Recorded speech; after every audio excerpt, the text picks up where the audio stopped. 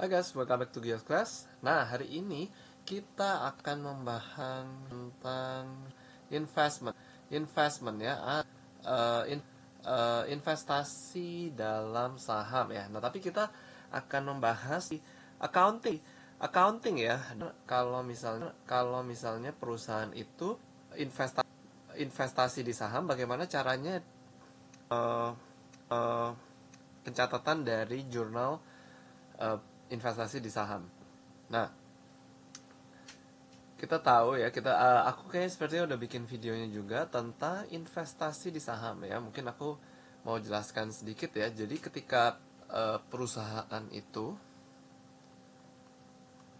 perusahaan itu misalkan dia itu tambah besar ya. Nah, perusahaan itu biasanya awalnya kan kecil dulu ya. Nggak mungkin perusahaan itu langsung menjadi besar. Nah, biasanya ketika perusahaan itu sudah bertambah besar ya, dia itu membutuhkan aset yang lebih banyak ya. Contohnya misalkan pabrik yang lebih banyak, mesin yang lebih banyak, kendaraan yang lebih banyak. Dan untuk itu mereka membutuhkan yang namanya modal. Nah, cara untuk mendapatkan modal adalah dua cara ya, yaitu dengan hutang ya, dan yang satu lagi dengan menggunakan saham atau menjual perusahaan tersebut. Dia menjual saham atau kepemilikan dari perusahaan tersebut sehingga orang lain bisa memiliki perusahaan tersebut. Dan kata lain berarti pemilik awal dari perusahaan tersebut akan eh, mengalami penurunan kepemilikan ya dari perusahaan tersebut karena dia menjual kepemilikan dari perusahaan tersebut sebagian kepada orang lain atau kepada publik ya. Nah, tapi biasanya walaupun dia menjual saham dari perusahaan tersebut ke publik, dia tetap memegang majority ya atau mayoritas dari kepemilikan perusahaan tersebut. Ya, misalkan contoh perusahaan ini dimiliki oleh si A ya misalnya gitu.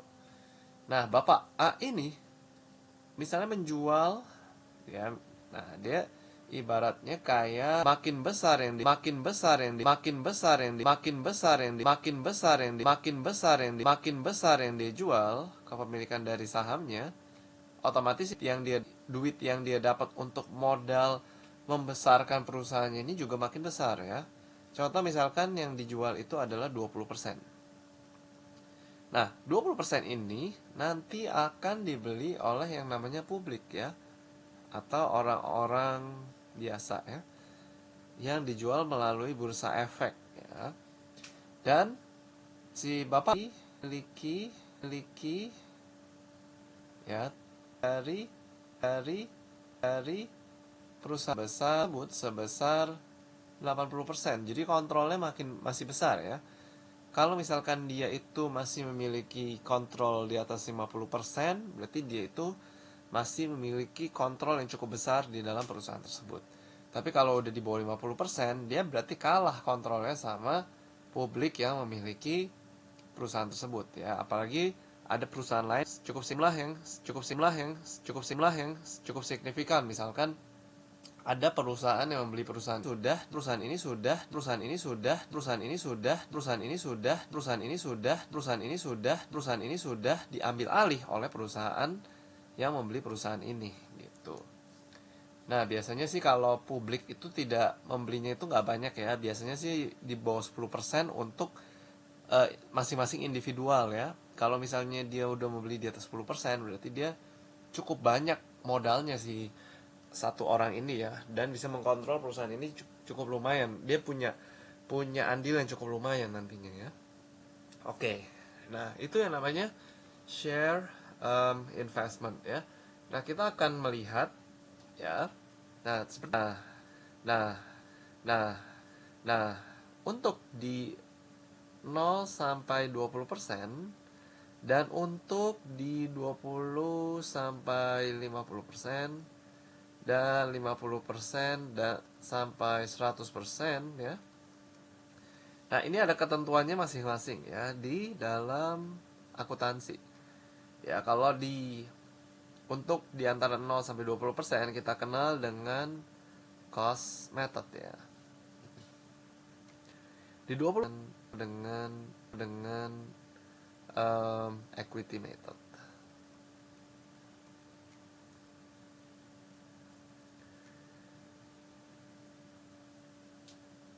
Nah, oke. Untuk 50 dan 100% kita akan menggunakan cost method, equity method, tapi investmentnya akan disesuaikan dengan yang namanya consolidation atau konsolidasi ya.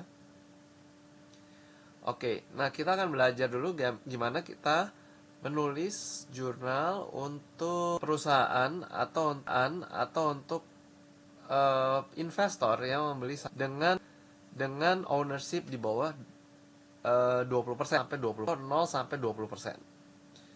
Oke, on July 1, 2024, Lee Limited acquires 1,000 shares of Bill Ltd. Nah, ceritanya dia membeli 1000 share atau 1000 saham dari perusahaan Bill ya, si Lee ini. Nah, 1000 saham ini adalah 10% ownership. Ya, berarti total sahamnya semua adalah, kalau misalkan dihitung itu berarti adalah 10.000 ya. Hanya 10.000 itu hanya 10% ya. Lee pays Hong Kong dollar 405 per share. Nah, the entry to purchase is, nah, gimana cara kita menghitung entry dari pembelian saham ini? Oke. Nah, Desember 31 ya. Sorry, July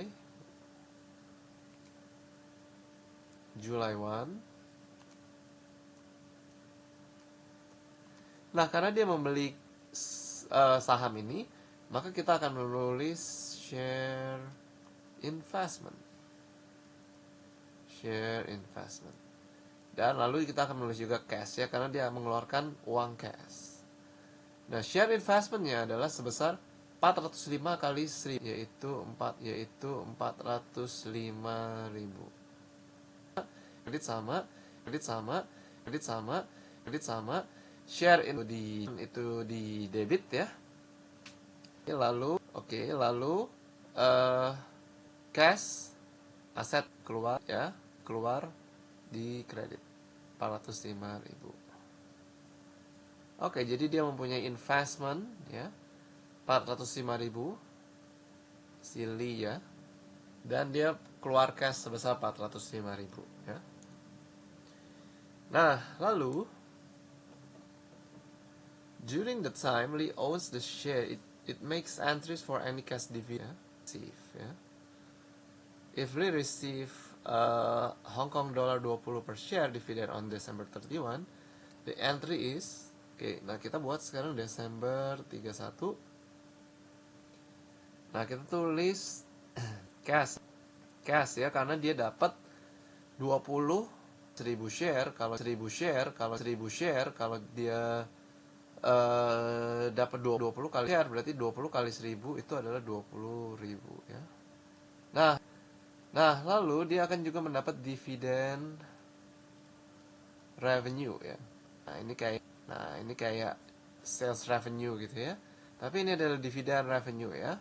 Keuntungan dari dividen ya, revenue 1000 ya, revenue tambah di kredit. Bertambah di debit ya. Penulisan untuk mendapat dividen ya.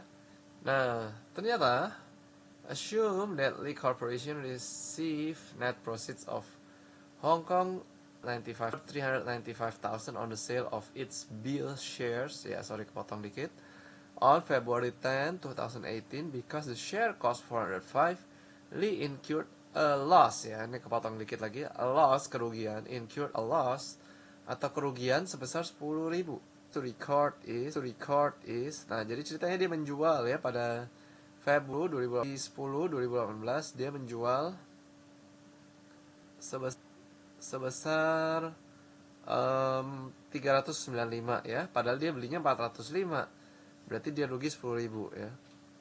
Oke, berarti dia menjual di sebesar 395.000. Nah, karena dia rugi kita tulis loss on sale of share investment sebesar 10.000.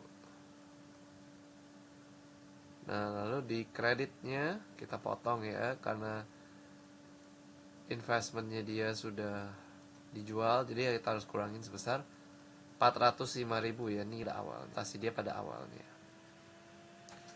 Oke, jadi ini loss ya, loss on sale of share ya. Oke, nah itu aja sih. Kalau misalkan dia gain ya, harusnya kita taruh di kredit ya, untuk menyeimbangkan debit kreditnya ya. Oke, kalau dia loss kita taruh di debit. Kalau dia gain kita taruh di kredit. Oke guys, mungkin itu aja yang aku mau jelasin tentang cara penulisan pembelian saham ya di akuntansi. Kalau kalian masih ada pertanyaan, kalian boleh tulis di kolom komentar. Semoga video ini bisa membantu kalian ya. Thank you guys for watching. See you again on the next video.